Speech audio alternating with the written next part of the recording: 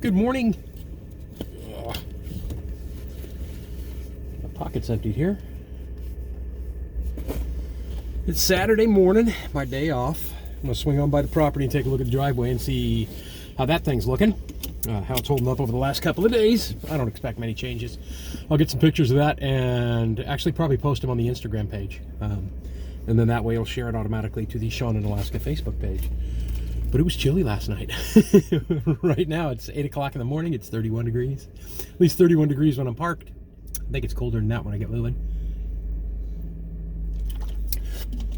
I'm not going to do any work today. Today is a no work day. Today is a Sean needs a day off day and get out and about. So we're going to head over to Captain Cook State Park.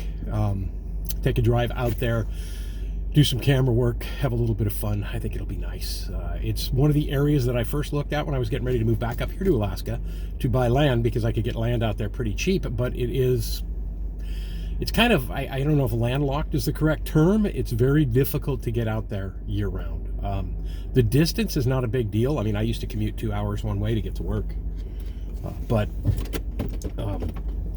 the fact that the roads that go out there are not cleared in the what's called Gray Cliff area, and one of the ways that you access it is during the low tide and driving up the beach to get there.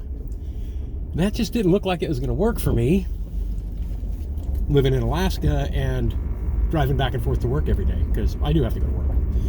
But yeah, like I said, it's chilly. Temperature gauge is dropping down now. It's about 30 outside as the truck starts moving. I've got my Ireland Rugby Football Union shirt on, or oh shoot, sunglasses, I'm gonna need those. Ireland Rugby Football Union hat on that I picked up in Dublin, Ireland when I was there with my brother during the Seven Nations tournament.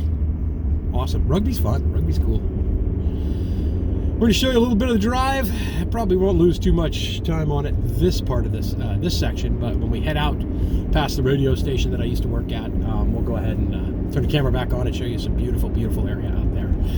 I'm Sean in Alaska. Let's enjoy this trip, shall we? Beautiful morning. Holy smokes.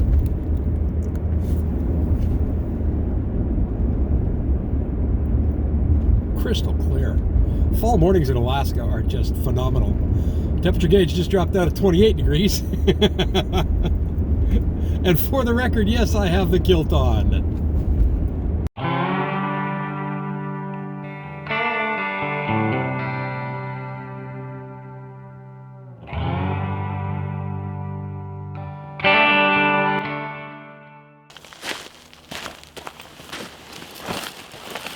This video is going to be a little bit different than the videos I've done in the past. I'm only going to talk a little bit here in the beginning, and then we're going to show you a whole bunch of stuff that I did earlier today. So last Saturday I went through the property here with the plate compactor and got everything compacted down.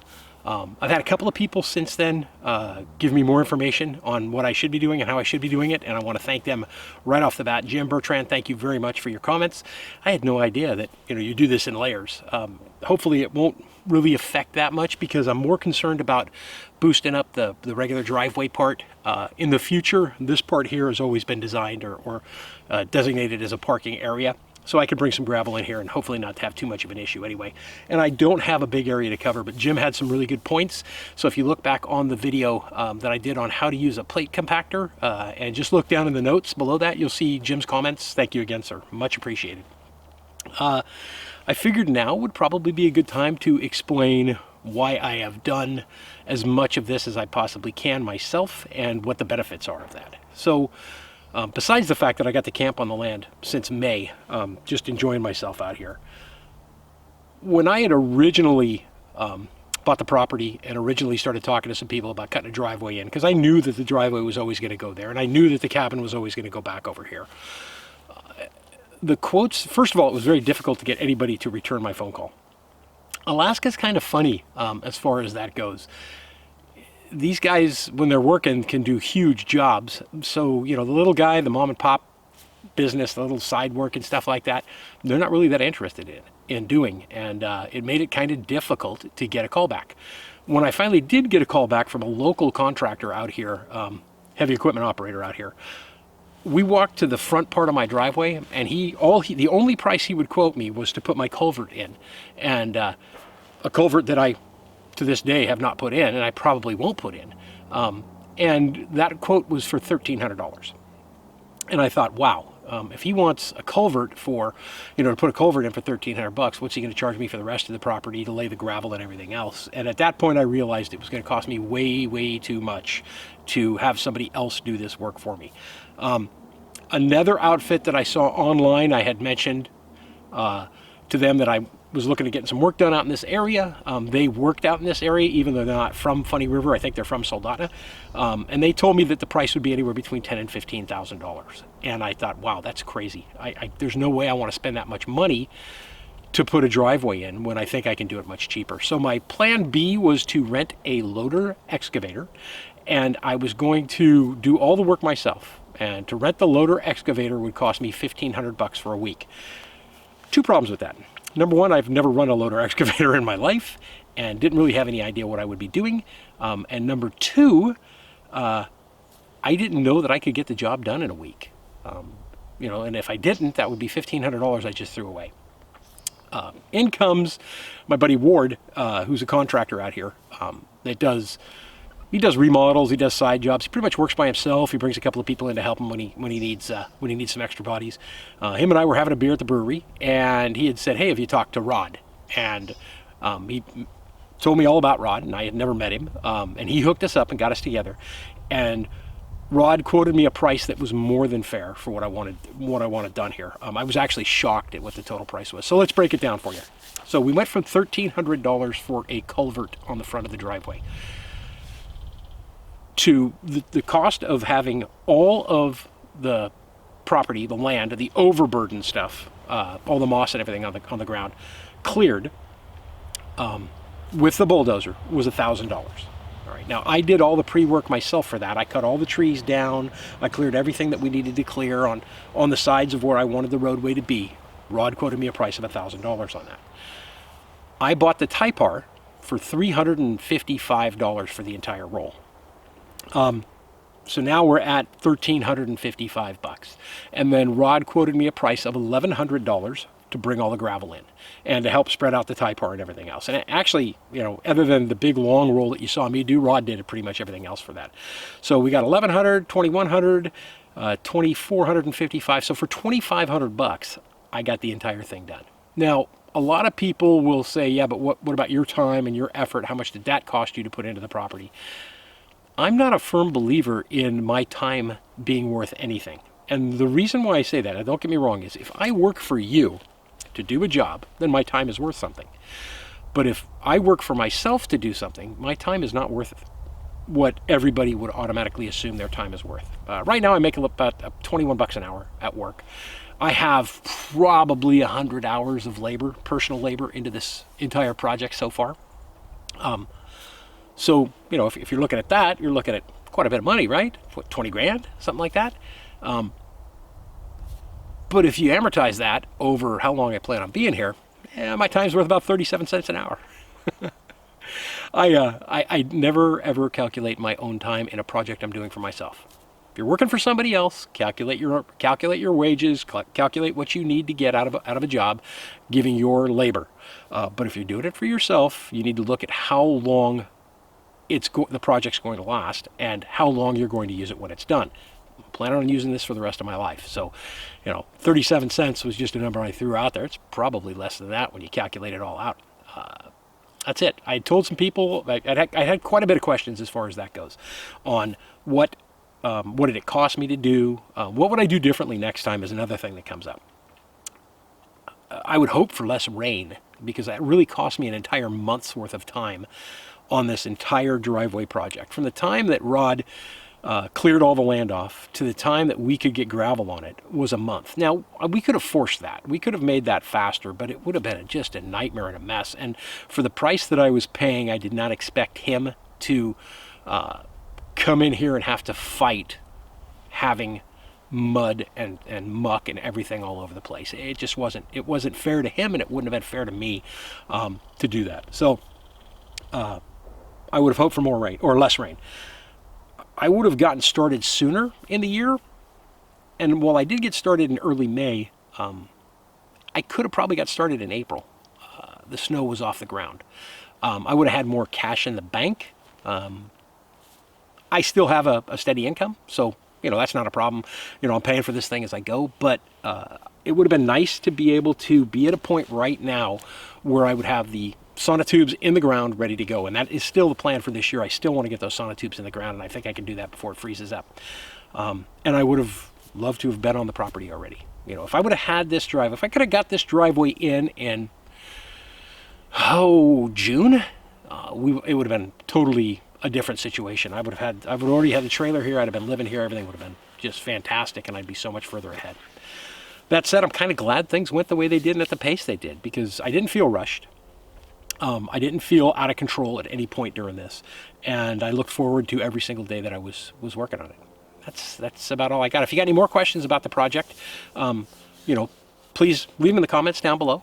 If you like the content that I'm doing, make sure you hit that thumbs up. And if you haven't done so, please consider subscribing if you think this is going to be your kettle of tea, so to speak. This was, the land prep was the first big project I had to do here so that I could get actually physically, permanently living on the land. The next big project is going to be making sure that I have the entire subfloor completely squared up and perfect, because I can frame a house. That's not a big deal. I'm pretty sure anybody who can swing a hammer can frame a house if they just take their time. And I have done every segment of construction when I get to that phase, except for I've never actually had to level out set and level out sonotubes so that they were all one clear path all the way across, so that I would end up with a nice square leveled subfloor to build on. So that's going to be kind of exciting. Once you have everything square at the bottom, it just gets, it's just, Legos, Lincoln Logs after that, just slapping everything together. If you don't start off with a really square foundation, really square subfloor to start everything off with, you're going to notice it every time you go up, and every time you try to match walls, every time you try to put a roof on, you won't have a square roof. So that'll be a major headache if I don't get that part right. All in all, I'm pretty satisfied with how everything's gone. Getting ready to move out of the land. I hope to be here in the next week or two, full-time, living on the property, and that's all I got for you.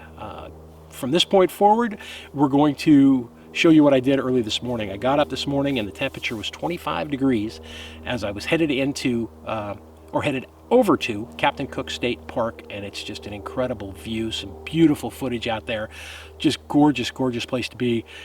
Please do stick around. You're going to see beauty like you haven't seen in any of my videos so far anyway. I mean, I show some neat pictures, but I think I got some really great ones today. Thank you guys, as always, and if you do not do so already, below this video, in the show notes, there are links for the Instagram page and the Facebook page, so you can follow me on both of those. I post a lot of pictures and daily videos on Instagram, and they consequently go over to the Facebook page, and Facebook is also an opportunity for you to communicate with me one-on-one and let me know if you've got any questions, if you've got any ideas, if you've got any comments. I would love to hear them. So check both those out, Instagram and Facebook, in the show notes below. Thank you very much. Let's jump into today's video, what I did this morning. Have a great day. All right, we're all fueled up now. Now we can make the rest of the trip. Get out of this direct sunlight and get the brightness off the screen. It still amazes me when I walk into a place wearing the kilt. The looks I get, the reactions I get. Pretty funny.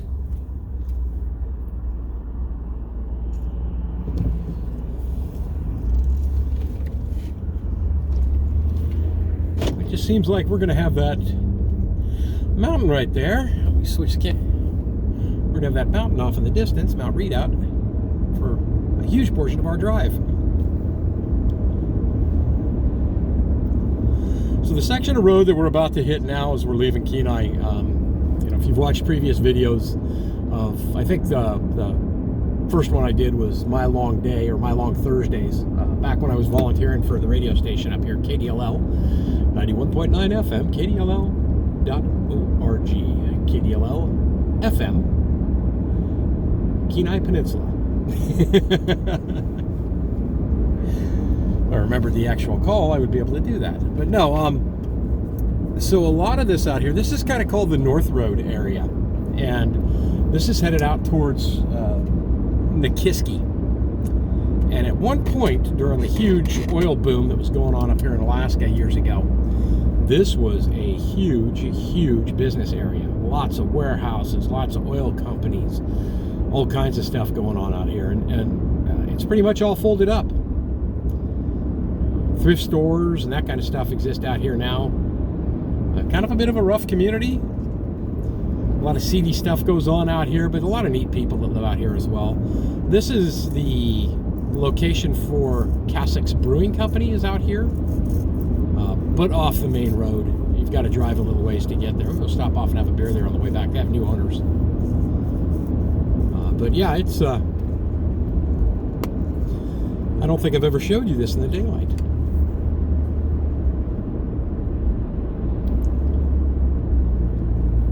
And like I said, originally when I was planning on moving up here, I was looking around for land. Because the initial goal was to, move up, buy a piece of land right away and start building the house right away. Because I had the motorhome and I could just park the motorhome on there. And man, there was a lot of land out here at the end of this road for very reasonable prices. And I came up in 2011 with my youngest daughter, Ashley, and stayed at my buddy Will's house where the fifth wheel's parked now. And it was Will who said, dude, it's beautiful out there. Probably get you a piece of land for $5,000 if you want it. Lots of acreage. And then he drove me out here and said, yeah, from here it's, I don't know, another 10 or 15 miles to get out there, and there's no road. So that didn't pan out.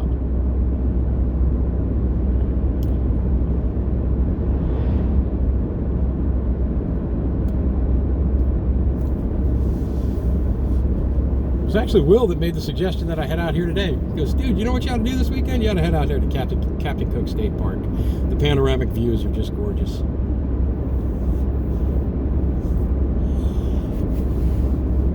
I should swing by the radio station. I don't think anybody's going to be there, but I still have the key to the station. And I probably, if there's somebody there, if Jenny Nyman, the station manager's there, I could give her the key back.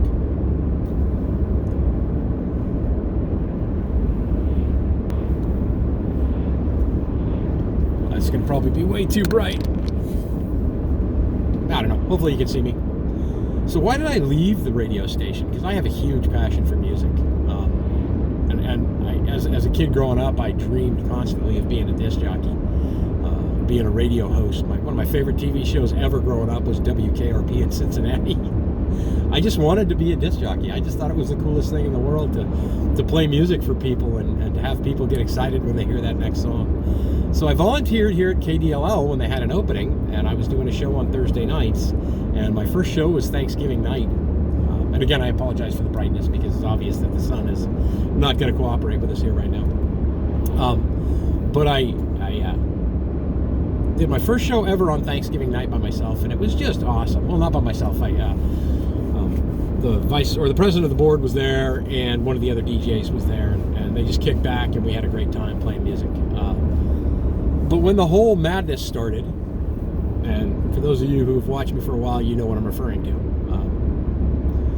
When the whole madness started, I was in California, and I had done a couple of pre-recorded shows, and when I came back from California, I had to keep doing recorded shows because they wouldn't let anybody into the studio, because of the whole madness contamination thing. And I put podcasts together, but putting an entire radio show together takes a little bit of time. And my podcast ran about 2 hours, and my radio show ran 2 hours when I was on the air. But it became pretty time-consuming to get a quality show put together. It's a lot easier for me to just do it live than it is for me, with the board and everything, than it is for me to pre-record the shows. And with everything accelerating on the cabin, I just did not have the time to continue doing it and giving it the focus that it deserved. And so that's why I ended up stopping that. Still love music. Who knows down the road when things kind of slow down from the whole construction thing, the whole construction phase of the cabin, and I get settled and situated on the property. I'm still going to be very, very busy, but I'll have, I think, a lot more free time, and maybe I can get back in there and do it again. And I left on really good terms. When I let Jenny know that I was going to have to bail out to focus on other things, mainly the cabin and life up here, she was upset that I was leaving, because I actually had quite a few people that really enjoyed the show, which was fun. It's kind of nice to hear that. She constantly forwarded emails and voicemails and stuff to me from people who were listening. We were doing some fun stuff. We were having a good time. I love radio. I love public radio. I love community radio. And that's what KDLL is. It's public radio. It's community radio. And it deals directly with the people in your community. A ton of fun. A ton of fun. Let's get out and take some pictures of this. This is pretty. This is very pretty. As beautiful as I remembered it. Awesome. So Alaska has a lot of wilderness and a lot of wildlife and stuff, but even their parks are just so much more incredible than any parks I've ever been to. And I grew up next to Yosemite National Park, so for me to make that comparison and that statement says a lot. At least to me it does. Let's take some pictures of the beach here, and I'll show you the beach access. Matter of fact, I'll bring the camera with me right now. Gorgeous, gorgeous, gorgeous place. Let me spin around so you can see the view that I'm getting right now. Huh? We'll do it even one better. Look at that.